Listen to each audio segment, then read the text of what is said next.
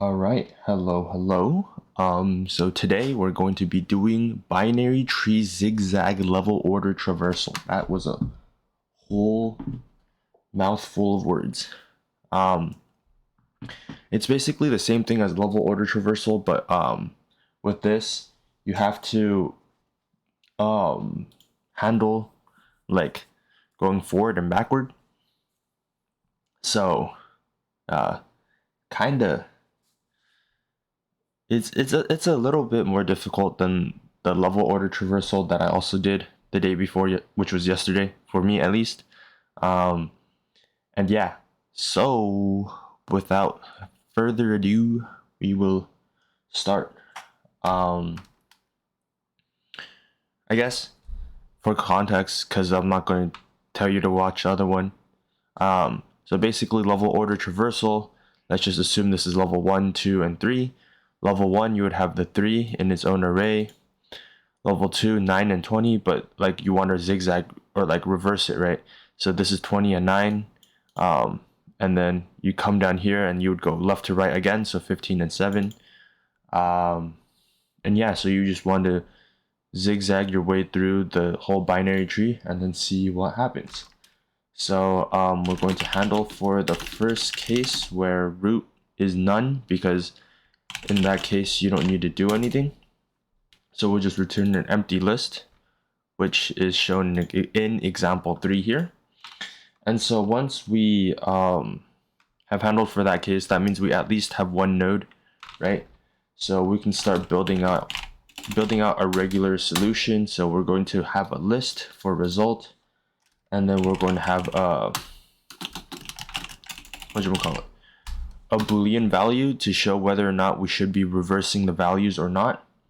We're going to initialize a queue, which is with the Python collections library, a thing called dequeue. We're going to do queue.append root because we want that first. And then so from here, we're going to start handling for like whether or not we still have nodes to handle for, and then if we need to keep looping through and building out a solution. So simply put, we have while length of queue does not equal to 0, which means there's something in the queue, which means there is a node that we will need to handle for. And so we're going to create a dequeue for our level. For the level order traversal, I only used a regular list such as this because you don't need to append anything to the front. If you do insert 0, comma, whatever value, a regular list isn't really built for that, so the time complexity does get a bit longer. And with a binary tree, like theoretically speaking, you could have 2 to the nth power. So the number of nodes could be like 2000 here, but like, in a real world situation, you could have n 2 to the n, whatever n is for levels. And yeah, so it gets kind of long. And if you were to append stuff in the front, which is how we're going to handle for the reverse values, the time complexity gets a little bit too long and we don't want that. So we're going to do it with a dequeue for our level. We're going to have a length variable, which is the length of the queue at the current point, because as we handle each level, we're going to be appending on the new nodes for like left and right. And then with that, we want to make sure that for each level, we're only handling the set number of nodes per level, because because after we handle one level, we know how many nodes are in the next level, right? And so forth. So we can always have this length variable to make sure we don't handle for too many nodes in one level. And so we're going to do a for loop here where we where it guarantees that we'll handle for, every node in the level. So we're going to do this pop left. So we get a node out of the queue. And then here if reverse, then we want to append the values to the left from like the front, right? Otherwise, we can append it from the back, and then it'll build it, you know, from left to right or right to left, depending on, you know, however we, depending on whichever level we need to handle it at, right? So we're going to start it off as false because for the root level or level 0 or 1, whichever one you want to call it, this one there's technically no left and right, but if you look at the example, the second one is right to left, right? So this one would be left to right, so our reverse is false.